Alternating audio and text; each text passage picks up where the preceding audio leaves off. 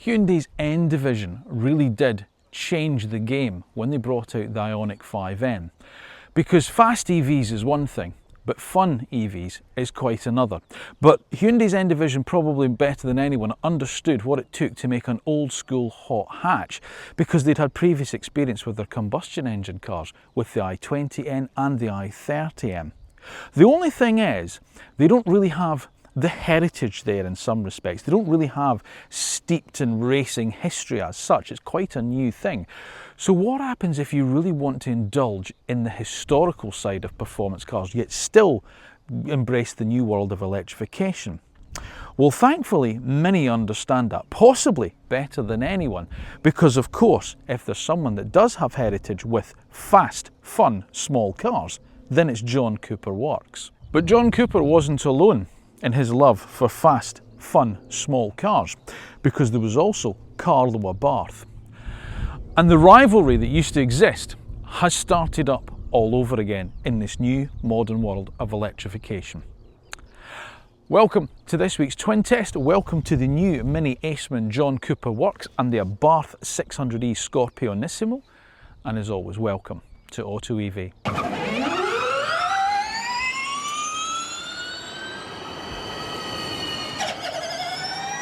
Now, just before we get started on this week's twin test between the new MINI Aceman John Cooper Works and the Abarth 600e Scorpionissimo, it is of course the time where I would just ask a small favour from you. Would you mind ever so much making sure you are subscribed to the AutoEV channel? Then once you've done that, make sure you then press the little bell button that's down below, because that's the way you'll be notified when the next video is uploaded and it's gone live. Once you've watched this week's twin test, if you enjoy it, please make sure you give it a little thumbs up, and of course, as always, don't forget, leave me your thoughts in the comment section down below. Let me know what you think about the cars I feature on the channel, such as the MINI Aceman John Cooper Works and of course the Abarth 600e. Now, both of these cars compete in a similar sector in their, dare I suggest, less sporty guises. Of course, MINI's Aceman is their all-electric B-segment SUV, only comes in electric form. And of course, the Abarth is a Fiat 600e that's had the Carlo treatment, shall we just say. But it's not just fancy body kits and big wheels. These are properly re-engineered, and as I say, they carry that heritage with both of those badges.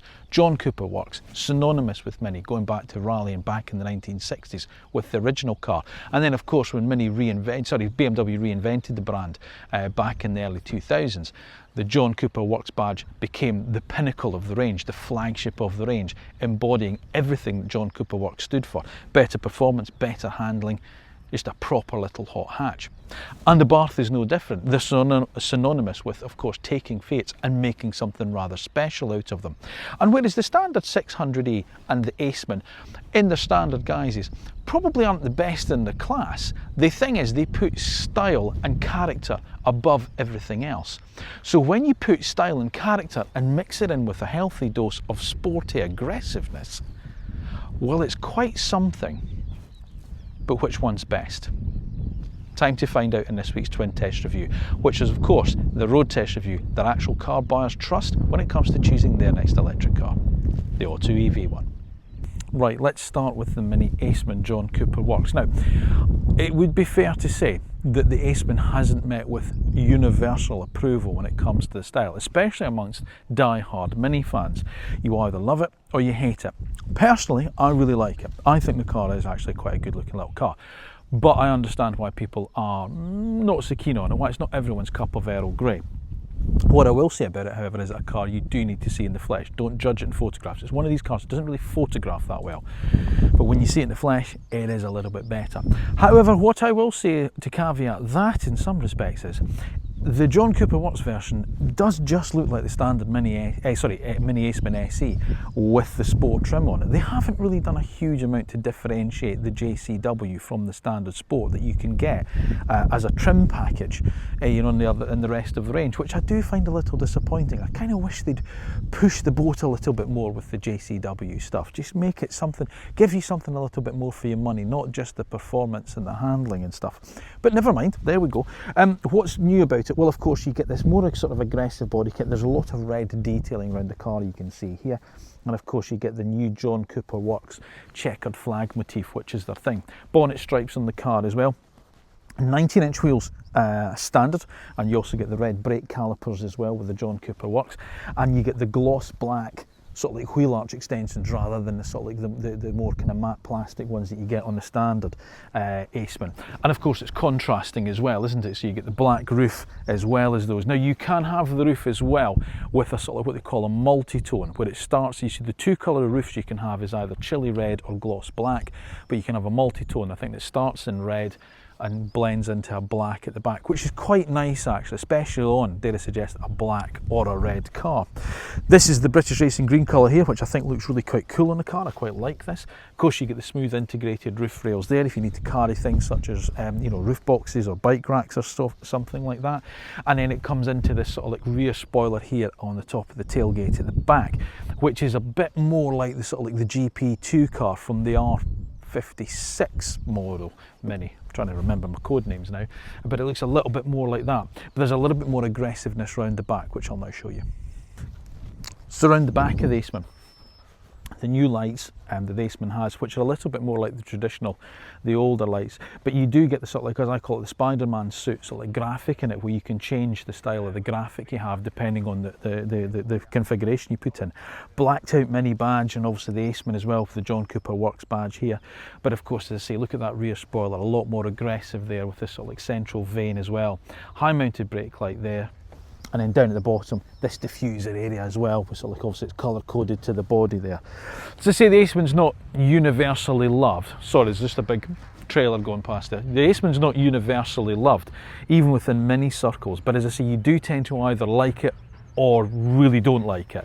I'm very much in the like it camp, I must admit. As I say, you've got to see it in the flesh, but I do wish, as I say, they just pushed the boat out a little bit on the styling, especially when you're parked next to the Abarth. And this thing has got the aggression turned up to 11. If that's got the amp turned up to 10, this is the Nigel Tufnell. This one goes to 11. One more. Look at it. And because of course the Fiat 600e, in which it's based, doesn't have a sport trim, it makes the Abarth seem even more overtly sporting, which is great news. No Fiat badging on the car. Always the Scorpion, so they're all completely replaced by the Abarth and the Scorpion on them. There's loads of little buggers all around the car, you'll see them as we go around, and of course the Abarth lettering across the front here. Now, this is a Scorpionissimo edition. There's a standard Abarth 600e and the Scorpionissimo, which is a limited build car to 1,949 units. Why 1949? Because that's the year that Carlo Abarth founded the company. So there we go. And there are some differences, in fairness, but this is the car I have, and I'll talk you through some of the differences. But even the standard car, still Italian kiss, you know. This area here, down at the front here, this very boxy, aggressive sort of like front end to the car, has been designed to evoke memories of the Abarth 850 TC. You know, with its very sort of like, you know, large boxed radiator grille that it had at the front of that old car, and that's exactly what they've sort of like mirrored the styling at the front of this. And as I say, it really has changed the look of the 600 from being this slightly style chic kind of, you know, inner city Turin car to this wild, aggressive racetrack refugee that you get with the 600e. And of course, even when you're driving the car, although it's a crossover, it doesn't feel like a tall car. Neither does the Mini, in fairness, but when you sit in it, it really feels like a proper little hot hatch, which is what Abarth and of course Mini are renowned for. This is acid green, this particular colour. There's also a purple that's available in the Scorpionissimo. That's the two different colours, but there's things like Venom Black and things, and they call it acid green because they want to sort of like make you realise that the acidity of the Scorpion's venom. Marketing gone mad. 20-inch wheels. Look at them on this size of car. 20-inch wheels. You know, we're here with BMW today, and they've got BMW iX over there that's got 20, the big SUV, their largest SUV, it's got 20-inch wheels as standard. These are 20-inch wheels. Interestingly, wrapped in Michelin Pilot Sport EV tyres as well. So really, there's a lot of engineering gone into this. It's not just a 600e Fiat with a body kit on it. I've got to make that clear. It's almost got like the centre lock style wheels, but I don't think they are. I think they're just covers that pop off, and obviously you get the bolts underneath there. The acid green on the brake calipers as well, and of course, as I say, you got more Scorpions here. The revised Scorpion badge with a lightning bolt through it to let you know that it's electrified, and then gloss black everywhere else. You know, really aggressive gloss black, so it gives you that big contrast there.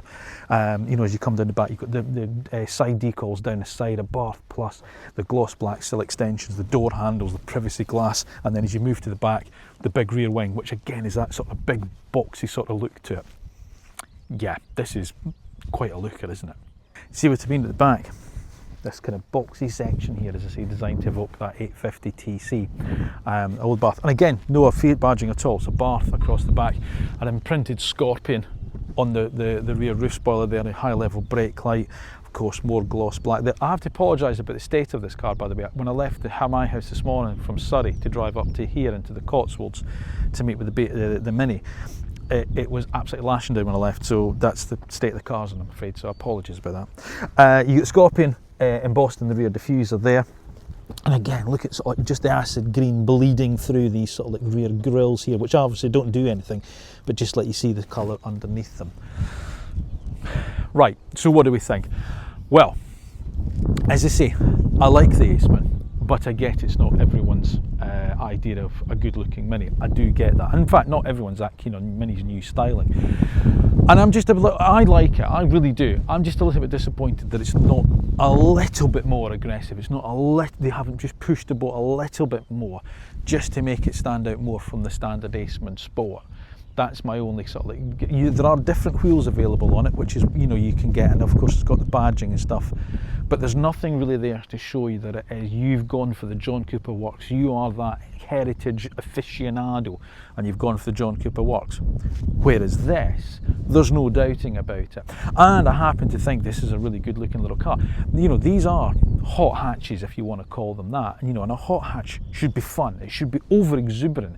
It shouldn't really hide its sort of like, you know, it's light under a bushel. It should be, as I say, like a big training shoe with wild colours and stuff like that. It should shout from the rooftops, look at me.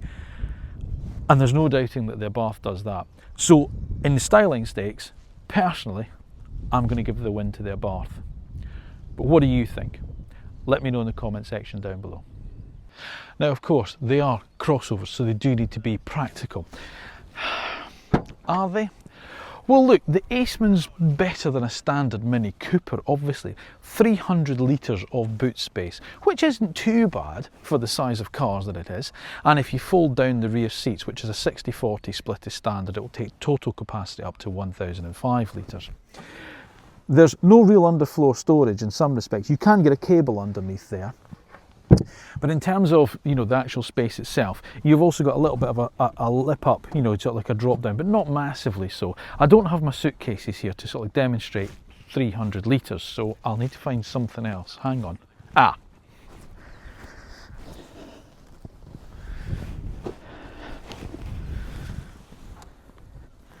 Yes, it fits a dog. There we go. So if you've got a dog, there we are. Now the Abarth counters with a little bit bigger boot space, 360 litres of boot space. Also it's got the electric tail lift as well, the motorised tailgate, so that's quite handy as well, especially if you get your hands full and things. And if you fold the standard 60-40 split rear seat down, that goes up to 1,053 litres.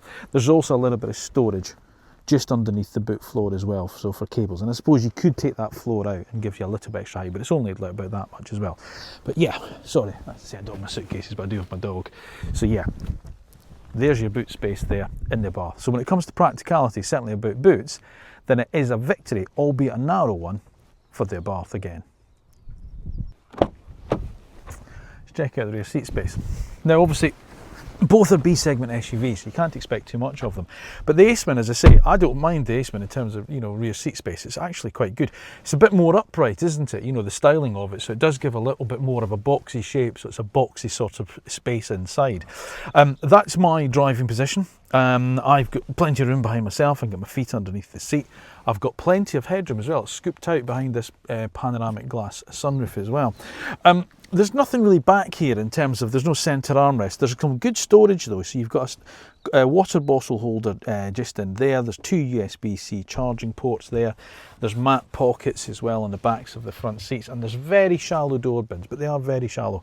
But you know, again, thinking of the sort of person that might buy this car, probably got small children, you know, maybe doing a school run type of thing, or a, you know, sort of young couple, you know, sort of picking up friends, maybe, you know, to go out for a, you're not going to be using it, you know, sort of like for, as a family of 5 to go on a holiday down to the south of France.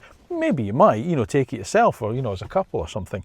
But generally speaking, the Aceman's pretty decent for this size of car in the back seat. Let's check out the Abarth now. Right.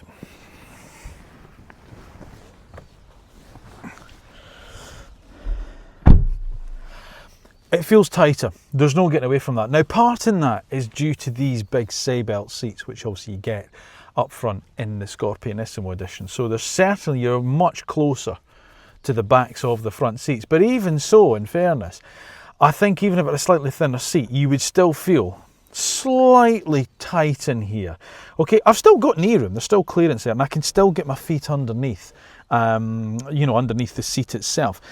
More of a transmission tunnel this, because remember, you get the 600, the Fiat 600 as a hybrid, so it's a multi-energy platform. The CMP2 platform that it's based on, so it does run a hybrid as well on the Fiat. Abarth don't do a combustion engine version, it is purely electric when it comes to that. And also there's less sort of, dare I suggest, storage back here. There's only one USB-C port there. There's nowhere to put bottles, there's not even any door bins. There's no centre armrest either. So in fairness, whilst it's got the bigger boot, and whilst it's probably just slightly bigger, the style of it, and sort of, you know, dare I suggest that the platform of the car means that the Abarth loses out on rear seat space to the Aceman. Right, we jump into the interiors, and it's a little bit like the same as the exterior. This is effectively the sport trim that you get with a normal Aceman. However, what I will say is this is still a brilliant interior. Now I know, again, it divides opinion a bit like the exterior, but trust me when I say this feels special in here. I love what MINI have done with the new interiors, I really genuinely do. This knitted textured dashboard I think is wonderful, and you've got it here with the sort of, like, you know, the black and red checkered flag bleeding out into there. The only downside for me is the steering wheel is just too thick. I don't like these thick steering wheels that MINI are fitting. I like the design of it, you know, with the little canvas strap there, especially the John Cooper Works black and red on it. I really like that, and you get the addition of the boost paddle, which we'll talk about when we're out having a little drive. So I like that, and I like this leather watch strap, type of bit of leather there in the dash for no apparent reason, just the fact it looks good. I like all that. I just wish the steering wheel wasn't quite as thick. That's my only downside. But the rest of the interior I love. So you get really nice sports seats, which are of course the black synthetic leather, and then again, a bit like the dashboard, this black with red knitted texture at the top there. But the main talking point is this 24cm circular OLED display, and it just looks brilliant. And I love, this is probably my favourite infotainment screen in any car. I really love this. I love the way that it works. It's just quirky, it's fun, and this is the whole thing for me.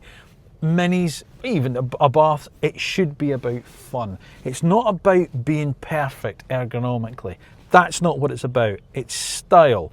It's form over function for me, and you just have to deal with that. That is what Minis have never been any different. You know, even the original, you know, 1960s MINI was never any different.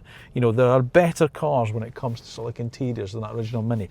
And as I say, from the BMW cars from sort of like 2001 onwards, it's been exactly the same. If you want normality, buy something else. But if you want fun and excitement and style, then the MINI does it better than everybody else, I think. Okay, I'm not going to go too much into this because I've done a review on the new Minis quite a bit. The Aceman, the Countryman, the Cooper, I've done all of those. But basically, let me just quickly go through it. So it's got the full circular OLED display. You've got your speedometer at the top, your range to go, your gear shift indication, a power meter there, your battery meter there, and then down here there's some other functions. So you want to go into your climate control, there it is there. You want to go to radio, there it is there. Home button, and then you've also got the apps in there. So you see how it just fills up the bill, and you've got all of those apps as well. So you can go in there to change things, such as, you know, your charging schedules. I was talking about changing the rear lights, you know, the configuration app, that's in there. You've also got things such as Apple CarPlay, which is wireless, and Android Auto, so you've got that in there. You've also got Alexa, you've got ChatGPT, which you also get on the Abarth, in fairness. If I forget to mention that when we jump in the Abarth, I'll tell you now. And then you've got Spike, the personal assistant, so you've got voice control as well. And of course, again, it's a bit of fun, because like having Finley here, it's a little dog, little bulldog called Spike. Brilliant, you know? And then of course there's your trip meter there, obviously your car status, it's telling me I've got the door open, you can just have a big clock up there, and then there you are. If you do go for your navigation, and then look at it, the map almost fills the whole screen. I just love this screen. I really love the way that it actually works. And I say, obviously you can zoom in and zoom out of it and things like that. It's a really good nav system. And obviously it'll display things, as will the Fiat, you know, sort of things such as charging stations and such like as well. So all good stuff. I love that, it's brilliant. And then you get this little pod here, if you like. So you've got physical controls as well. So volume, your experiences, I'm going to talk about that in a second. The power, which is like the key that's already in the dashboard. You just twist it to start it, twist it to stop it. Then this toggle switch, which is your gear shift here, and a button for park. And then you've got a shortcut button there that takes you into things such as your driver assistance, your drivetrain and chassis, your charging. You've got the parking camera there, your hazards, and then your defrost and heated rear screen there. That's it. It's really simple looking, but it just all works really well, you know. And then down here, now I'm going to talk a bit about options and stuff, but you've got a wireless charging pad if you specify it. It's not standard on the base model. Good 2 cup holders there. There's also space in the back there, as I said earlier, for another cup in the back. You've got this little knitted box in here, which is handy for a packet of Polar Mints or some sunglasses and stuff. Plus you've got door bins that are also shaped to take water bottles in there, plus a glove box. Oh, some more bottles in there, more water cans. And then, you know, just the face vents here with the just little turn them on and off with these toggles, which just feel nice. It's really odd. What I'll say is this. This sort of champagne silver coloured plastic, when it came out on the BMW iX, on the outside I said it looks really cheap and horrible, but in a Mini interior I think it works really well. I think it suits the Mini better than the BMWs, so I do quite like it in here. Now I want to talk about options, okay, so just bear with me in this because I'm just lifting this for the first time. This car I'm in here, we'll talk about prices a bit later. This car is a level 3 pack on it, okay, so you've got the standard car. Then you obviously you go for the John Cooper Works, which is its own trim level, but then you add on either level 1, 2 or 3 depending on options you want on it, and this car's a level 3 car. So this is quite a highly specified car. So you get the panoramic glass sunroof, sun protection glass, folding wing mirrors and auto dimming, rear view mirror with auto dimming, active seat for driver, electric memory seats, heated front seats, interior camera, adaptive LED lights, high beam assist, driving assistant plus, parking assistant plus, head-up display, which is good in fairness, the storage for the wireless charger, so that's what you have to get, and the augmented reality navigation. It does add on £3,800 onto the price of the car, which is a little bit of a shame. But maybe not. Might not want all of the stuff that you get on the level 3 car. But the downside is if you want, say, something, just one thing, such as a panoramic roof, you can't have it as a separate option. You've got to specify one of the packs to get that option. So that's maybe the downside with the Mini.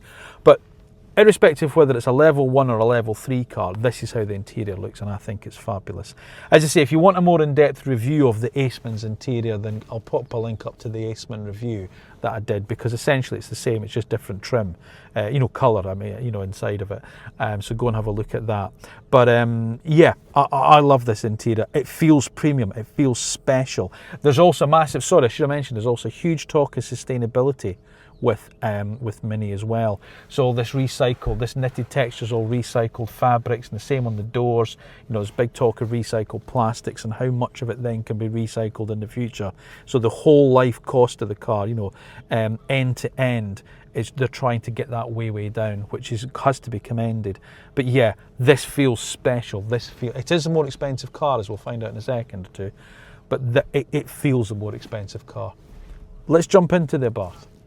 Right, the Abarth 600e interior. Well, I like the 600e's interior, the Fiat 600e's interior. It's quite a cool little place to be. And Abarth have done quite a lot to sort of like lift it above that. I mean, obviously the main talking point is these incredible seatbelt seats. I mean, these are lovely, but this is on the Scorpionissimo car. The standard Abarth 600 still gets seatbelt seats, but they're not quite as overtly aggressive as these ones. But I do like them. You know, you've obviously got the acid green stitch, you've got sort of the scorpion embossed in Alcantara in the centre of them, and the leathers down the side and things. And there's a healthy dose of sort of like Alcantara inside the interior. You know, this, as they call it, sort of like the iPad cover. You see, look at that. You know, it just folds up to give you big storage in there. That's got the yellow Alcantara underneath and the black Alcantara on the top, you know, with Mind the Scorpion on it. And there's an Alcantara sections of the steering wheel with the yellow band stitch at 12 o'clock. You know, a bit at the bottom with the acid green, or yeah, stitching round it. And the leather sections at 8:45. I also prefer the wheel of the Abarth to the Aceman, just because it's not quite as thick in terms of its actual, you know, being able to hold it. Whilst I actually quite like the style of the Acemans, you know, with the canvas strap in it, I think this is just a nicer wheel to hold. And then of course you get this Abarth sort of like graphic across the veneer here, and then again just going into there. So they have made enough changes to lift it over and above the standard Fiat 600e.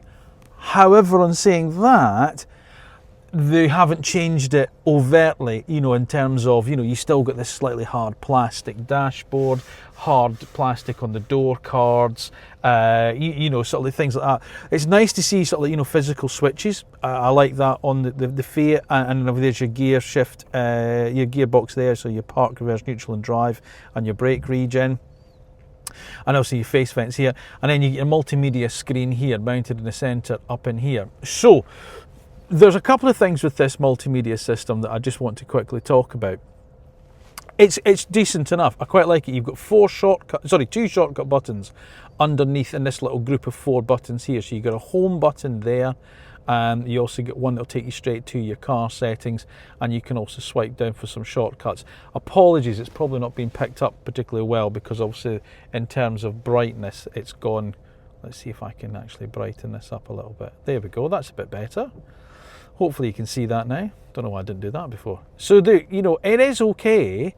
And what's actually quite nice about the screen is its simplicity, because it makes it quite easy to use. You know, so there's very few things actually in here, but you've got to find out where they are. You know, sorry, it's just because I've got the doors open, it's beeping at, or chiming at me. There's some shortcuts there for your lane keep assist. You've got to confirm it, and then your excessive speed warning. And then you've got more functions in there, take off things like, you know, blind spot alert, driver attention monitoring, speed limit change, sound, that type of thing. So you can go into it and change quite a bit. But that's your 2 shortcuts there. But yeah, it just takes a little bit of figuring out, you know, where sort of everything is. Obviously, you've got navigation in it, which is done by TomTom. There's wireless Apple CarPlay and Android Auto, which is good, you know, so if you're a fan of that, it's up in there. And it's up in your line of sight, you know, so again, you can't complain, it's not buried down here. But as I say, it's all right. The key thing with it is it's a simple system.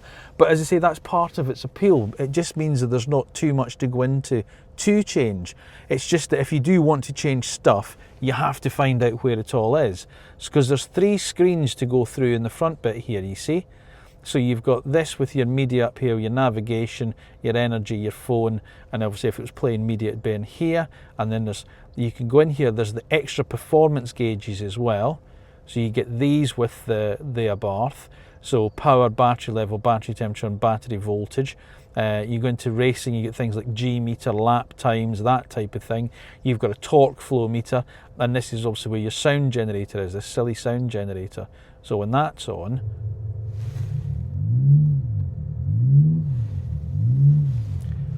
the problem with that is, so I'll just go on to that while we're here. The problem with it is it doesn't vary. It just goes up in pitch. So, you know, I tried it this morning. I thought, it's a while since I've had it on, you know, since I drove the 500e. Let's leave it on. And you go on to the M25. You know, I was coming up here this morning, you know, accelerating up to 70 miles an hour. you're thinking, I need to go for another gear because the engine's like almost redlining. And of course you're going, no, hang on, I'm in an electric car.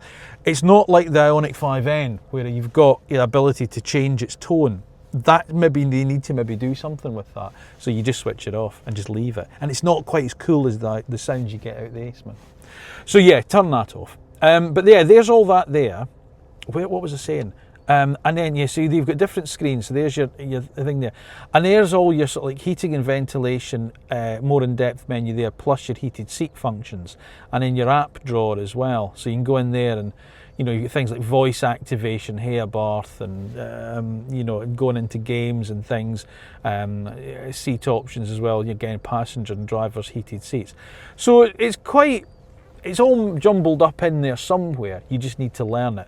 But as I say, the good thing about it is quite a basic screen, so it's quite easy to learn, he says. And the design of the dash is okay. You get this driver's binnacle here, central down into the big gauge in the centre, the digital gauge, where you get the digital speed readout, and also a charge meter and your economy meter and things like that, and your battery level down at the bottom. So yeah, it's all good. There's storage in there. There's also, as I say, bags of storage in here, plus a wireless charger in there. I've got extra cables in there, and my wallet. You've got two variable sort of like with cup holders in there, plus you've also got a little storage bin in there, plus I've got another water bottle in the door as well, plus my sunglasses. So the storage is good up front, not in the back. It's just a shame in some respects. They've done a lot to it in a sense to make it an Abarth, and again, there's no Fiat badging in here, so there's no 600 marked anywhere. It's just Abarth and mind the Scorpion and the big Scorpion logo. That's all good, but it is typical Stellantis. It's shared across the other cars, so there's just elements of it that don't feel quite as special, and especially when they've gone to the efforts with the seats and stuff like that. I don't know, maybe whether they should maybe done an Alcantara top on the dash, or just maybe something else just to alleviate some of this black plastic. That would have been quite nice. But it's good. I do like it. I'm not criticising it, in the sense that I don't like it at all. I do. It just doesn't feel as special as the Minis. That's my issue with it. Right. Usability section. So let's talk about batteries, ranges, charging speeds, and all that kind of stuff. Again, very evenly matched, the two cars. So the Mini has a 54.2 kilowatt hour battery that should see the car travel at up to 243 miles according to WLTP figures. Your charging speed is a little bit disappointing though, 95 kilowatts. That's all it is on the DC. But because it's a smaller battery, it's only a 30-minute window to go from 10 to 80% in the car. Okay, and it does come with an onboard 11 kilowatt charger as standard, but if you're charging up from a more likely 7 kilowatt wall box, then it's going to take roughly about 8 and a bit hours to do that. But if you do have that faster 3-phase electricity, then that drops the time to just over 5 hours. Okay, now the Abarth, 54 kilowatt hour battery. So remember, it's this Stellantis battery, but it's the bigger, the newer one. They always used to have that 50 kilowatt hour one, now it's 54 kilowatt hour one. But the range is down. 207 miles is all that you're going to get out of the Abarth. So it's down on the Minis. Charging speed's a little bit up, but it's only 100 kilowatts. That's it. But again, a 10 to 80% charge delivered in half an hour. So it's bang on the benchmark. Again, standard onboard 11 kilowatt charger, so 5 hours 45 minutes to take a full charge from one of those faster 3-phase charge boxes. But again, if you're using a usual 7 kilowatt wall box like I've got at home, then it's 8 hours 15 minutes. So again, it's almost even Stevens, but I'm going to have to give the win to the Mini in this category just for that slightly longer range. Right, Aceman John Cooper Works first. Now, not quite as powerful as the Abarth, but still more powerful than the standard Aceman SE. So 258 horsepower when it's in the John Cooper Works modes, in other words the go-kart mode. That's when it's delivering all that power. 340 Newton meters of torque. The car will scrabble its way to 60 miles an hour from a standstill in just 6.4 seconds. The normal car, to me, the normal Aceman SE, which I've spent quite a bit of time driving, is a brilliant little car. It really is. And it is little in the sense how it feels. This was the thing with the Aceman. I just want to go over this. If you haven't watched my original review of the car, this was the interesting thing with it. When I approached the Aceman at first, I thought it's going to be a slightly smaller Countryman, and it's not, because as good as the Countryman is, it's quite a big car, and dare I suggest it's quite a grown-up car. And you think, well, the Aceman will feel the same, but just a bit shorter. It doesn't. It feels like a slightly bigger Mini Cooper, and that's the key with the Aceman. I get people look at it and go, oh, that's not my cup of tea. Get behind the wheel of it. You've got to drive the car, because trust me, when you drive it, it is a completely different kettle of fish to what you think it's going to be. This is such a proper Mini. It's such a dynamic little car. You can chuck it into any bend, stamp on the throttle that in any other car would have you pirouetting through the hedgerow backwards, and this thing just digs in and goes. It's like a little rabid dog. It says, all right, let's go and have some fun. It's brilliant, absolutely brilliant. The handling is so good. It just digs in and goes, and it feels quicker than the power suggests. It really does. It feels a quicker car than the Abarth because the immediacy of the power delivery. And also the other thing about it is it's a little bit unruly. I like it. There's nothing behind me. If I just put my foot down now, it's like there's a bit of torque steer. It's brilliant. It's so much fun. It's like a proper old school hot hatch. And that is the key with this car. That's the key as to why I think the Aceman, irrespective of the John Cooper Works or not, is a brilliant Mini. It is fabulous. It's way better than you think it's going to be. It really is. Right, let's talk a little bit more about the John Cooper Works Aceman, however, because this is the car we're reviewing. Tighter in the chassis. A little bit, the ride has always been a little bit, I won't say bouncy, but you can just feel it. But the way that the dampers and the springs work, you can tell there's sophistication gone into this. You can tell there's some proper engineering gone into the way this car puts itself down the road. There really is. You know, there's no bump and thump, there's no real crashes, there's no feeling, that horrible feeling sometimes you get when you feel this loud. It's almost like it's when you drop into a pothole and you just get that clang. It's like, oh, that's something awful's happened. None of that. It feels well damped, it feels well engineered, it feels sophisticated, it feels expensive. It is expensive, but it feels it, and that's the difference. When you drive a really well engineered car by people that really know how to engineer a car, you can really tell the difference, and that is what the Aceman is about. The John Cooper Works just adds another dimension onto that. You've got this boost paddle behind the steering wheel as well. Now, there's a car in front of me which I'm just going to let go for a little bit because I don't want to go ridiculously silly here. So if I pull back on this, put 10 seconds of...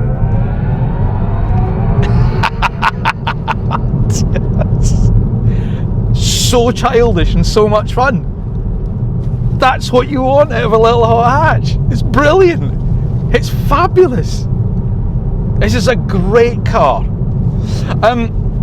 The normal other stuff I'm not going to bother talking about because I say it's the same as the normal Aceman. You know, so you've got the B mode where you've got your brake regen, you've got your experiences in here. Now I do want to talk about that a little bit because I don't know if you remember when we were doing the interior of the Abarth, there was like a gauge cluster you could go into where it's got the G meter and the torque and stuff like that. That is coming to the Aceman John Cooper Works later this year. I think it's a software update. So when you go into the go-kart mode, which will be the John Cooper Works mode, it will have that extra gauges and stuff like that in there. So it's quite cool. So it's got the same as the Abarth, or it will have the same as the Abarth, which is, you know, good to see. The only downside, and as I say, it's just a personal thing, because I've had people in the comments say, actually I don't mind it. I just wish the steering wheel was that little bit thinner. I really do. I just feel it's too thick for me, and it's too thick for a Mini. That's where the Abarth wheel is really nice. The Abarth's got that just like slightly slender leather and Alcantara wheel. It's just got slightly, you know, especially when you've got little hands like me, it's just nicer to hold, and you just get a little bit more just through the wheel. But this is brilliant. This is absolutely fantastic. This is exactly what you want from a JCW Mini. It's exactly what you want. It's just that you've got space in the back for the kids to enjoy. You've got a bigger boot. I get it's not everyone's bag when it comes to the way that it looks, but get past the way that it looks. Get behind the wheel. You can't see it when you're driving it. Get behind the wheel. Find yourself a decent road and absolutely attack it, because this thing does it, and this thing does it really, really well. I love this car. I absolutely love this car. It's a brilliant, brilliant, fun performance electric car. And that's the difference, the fun part. Now, remember, this is the Abarth 600e Scorpionissimo. I'm Italian now. So this is a limited build car, and it's a little bit more powerful than the standard 600e. This puts out 280 horsepower. Torque's, so it's more than the Mini, but torque is down at 300 Newton meters. But even so, the car still will get to 60 miles an hour in just 5.8 seconds. So it is faster sprinting than the Mini. However, if you go for a standard 600e, that drops the power to 240 horsepower, and then that will increase the 0 to 60 time up to 6.2 seconds, so fairly similar to the Minis. Now, Abarth have gone to great lengths with this car. There's a lot of external names, motorsport names that they're sort of use. Sorry, that's the speed limit warning. I'm just going above the 30 there. They use a lot of external names in the marketing for this.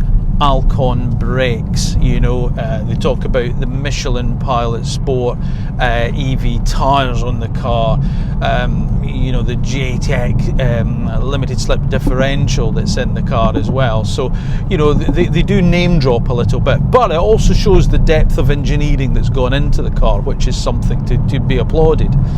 How does it drive? It drives really, really well. It's very sporty, really sporty on the road as standard, you know. But what I would say is it doesn't quite soak the bumps up like the Mini. It doesn't quite have the sort of depth of ability, the breadth of ability of the Mini. What you've got is a suspension that just will occasionally just crash into something. You do feel that through the structure of the car. The seats are excellent. These Seatbelt seats, they really hold you in place, you know. So in terms of, you know, for an enthusiastic driver, these seats, you just don't move. You're just clamped in place, and it's they're really good. And the driving position, I think I mentioned it earlier, you don't feel like you're even in a crossover. You feel like you're in, you know, a little hatchback, if not even a sports car. You really get down low in the car, and you've got a really good view out, and you've got a really nice little two-spoke steering wheel, which I love. It's much nicer than the Minis, this steering wheel that Abarth fit. And I like the simple design of it. It's really cool. I will say again, you know, the dash isn't my favourite thing about it. You know, it's okay, and it doesn't feel as premium in here as it obviously as the Mini is, but obviously it's not as expensive as the Mini. But we'll get on to that, and that's for another discussion. But no, this is a car you can just chuck around and just, you know, feel good about doing it. I wouldn't say it's got that, you know, stamp on the throttle at any point feel that the Mini has. You know, you do tend to have a little bit more of a slow in, fast out approach to a bend. And the other thing I'll say is, whilst it is more powerful, I wouldn't say it necessarily feels it. You know, there's not that sort of like same urgency that you get with the Mini. Maybe it's more of a linear power delivery, and maybe that's something that, I don't know, maybe Mini have built into the Aceman, because as I say, it's almost that old school hot hatch torque steer that you get with it. You don't get that with the Abarth. So maybe it's a little bit smoother in its power delivery, which is fine, but it's the suspension that lets it down a little bit, almost. Not in a bad way, I don't mean to say let it down in the sense, but you can just, it crashes into things a little bit more. You know, the potholes aren't quite dealt with quite the same sort of like sophistication that, you know, the John Cooper Works manages to do. If you put your foot down, yeah, it's quick, but as I say, there isn't that whoa, you know, sense of holding on because all hell's breaking loose type of thing that you get from the Mini. So as I say, maybe it just suits a different type of driver. Maybe that's what it is. Maybe it's more of that smoother flow. Now, you do get different driving modes with the car. You've got Turismo, which is effectively eco mode. So if you put it into that, you know, everything really dulls down and, you know, nothing really happens when you put your foot on the throttle. Your standard mode is Scorpion Street, and that's quite nice actually. That's a really nice, again, nice throttle pedal weight to it, all the rest of it. But then you move into Scorpion Track, and that's when things get just that little bit. You see there again, that's mashing my foot to the carpet, and it just didn't feel as urgent as the Mini. It didn't feel quite as I say, unruly as it, but in a good way, you know, in the sense the unruly is a good thing. I like that sort of power delivery in the Mini because it feels like, as I say, like an old school hot hatch. But I don't want this to come across as, you know, thinking that the Abarth 600e is a bad car. It's not. It's anything but a bad car. It's a brilliant car. It's really good, and it's proper old school Abarth. You know, you can feel it. There's no compromises with it. You know, that's the thing. The suspension is tough. The suspension is that just that little bit more, you know, thumpy. You're going to see that through the bend, down the roads. But the flip side of that is when you're not driving it down, you know, like a nice smooth twisty country road, and maybe you're on a motorway or you are on an A road or something, but you don't want it to be quite as thumpy as this. It doesn't quite have the refinement of the Mini, and that's what lets it down, or that's the difference, dare I say, between them both. But this is far from a bad car. Right, let's talk about pricing now, because there are differences, and it depends obviously on what you get in terms of the options in the car that you end up going for. Let me explain. So then we'll start with the Mini, we'll start with the Aceman, the John Cooper Works. Okay, so the price of the car starts at £40,920. Okay, so it's just over that £40,000 threshold. That's the only downside with it. You're just a few £100 into that 40 grand bracket. But of course, as I say, it depends. That you could take that when then you drive away in it and be perfectly happy. But depending then, if depends on options that you want on it, you have to have either your level 1, 2 or 3 pack onto the car. This car, as I say, is a level 3 car, and I ran you through the options, so it has quite a higher spec than the Abarth. In fairness, you don't need to have all of that, but that adds on £4,500 onto the price of this car. So yeah, so it's just under the £45,000 for this car here as it sits. Okay, no, not cheap, but as I say, it doesn't need to be that price. That's the point I'm trying to make. The Abarth. So as I say, this is a Scorpionissimo. Okay, so they come basically in two varieties. You either get the standard Abarth 600e or this Scorpionissimo, which is a limited build car, 1,946 units, but it's more powerful and it's better equipped than the standard 600e that you get, although it's still not as well equipped as a level 3 pack Mini. Does that make sense? Okay, but its price, in terms of its price, it just sneaks below the 40,000 bracket. £39,885 is what you pay for this car as a brand new car. But if you go for a standard 600e, then that price drops down to £36,975. But remember, you're taking a cut in performance for that as well as equipment. So it's not quite as a level playing field in some respects between the two cars, depending on which one you go for. And in some respects, you know, you still get a good value for money car with the standard 600e, whereas you do obviously pay an extra £4,000 for the base price Aceman JCW. Now, competition for these two. Well, it's not quite clear cut at the moment, because things are about to change. Because these, remember, are B segment SUVs, and there are a lot of fast electric cars out there, but that doesn't really equate to fun, remember. Fast doesn't equal fun, and these two cars are all about fun. They're trying to evoke memories of those hot hatches that we all loved previously, and they do very, very well. Not a lot of cars can do that in some respects, you know, even the faster EVs. And things like the Hyundai Ioniq 5N, the Kia EV6 GT, you know, they're well in excess of £60,000, so they're not really competition for these two, and they're much bigger cars as well. But as I say, things are about to change, because later this year, Skoda I'm going to be bringing out the Elrock VRS, and of course the VRS badge now is like, you know, it's got the heritage behind it that Skoda's always had, and of course a brand that's been synonymous with rallying.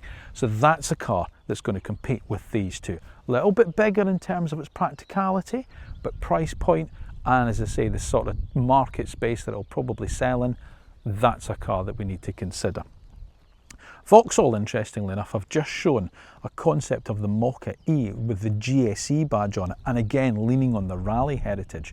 So I wouldn't be shocked to see something from Vauxhall come out, especially obviously as the part of the Stellantis group, and of course they can share things such as the motors with the Abarth and the other Stellantis cars that compete with this, such as the Alfa Romeo Junior Veloce. That's a 280 brake horsepower B segment compact M crossover, and I'm also going to be testing that car next week. Peugeot, they've got something in the works as well, albeit probably not based on the 2008, but if you think about their heritage with hot hatches, probably wouldn't take a genius to guess what that's going to be coming along later this year. So maybe you might see that as competition. So at the moment, they have pretty much got a little bit of the market to themselves. But they need to be careful, because that will change, and it's going to change. So here's what we like, and also what we don't like about the new MINI Aceman John Cooper Works. What we like, the fact that it drives better than it looks. This is a proper, fun, dynamic Mini. The interior feels special. The interior is also more spacious than the Abarth. And although the range isn't brilliant, it is better than the Abarth. We don't like, well, the styling's not to everyone's taste. It doesn't look quite different enough to the Aceman SE Sport. Charging speed is poor. And you have to be careful on the price list, because those option packs push that price up. And here's what we like and what we don't like about the new Abarth 600e Scorpionissimo. Well, we like the styling. Those incredible seatbelt seats. It too, like the Mini, drives like an Abarth should. And also, in terms of price, it does offer a better value for money package than the Mini. We don't like, well, it's not as spacious as the Mini inside. In our view, whilst we like the seats, the interior has too many plastics and doesn't feel premium enough. It has a poor range. And also the fact that the more desirable Scorpionissimo is a limited production car. The MINI Aceman John Cooper Works only adds to the string of attributes that the MINI Aceman was already renowned for. It adds another dimension to the car, which is the fact that it is yet another brilliant driver's car that wears the John Cooper's Work badge.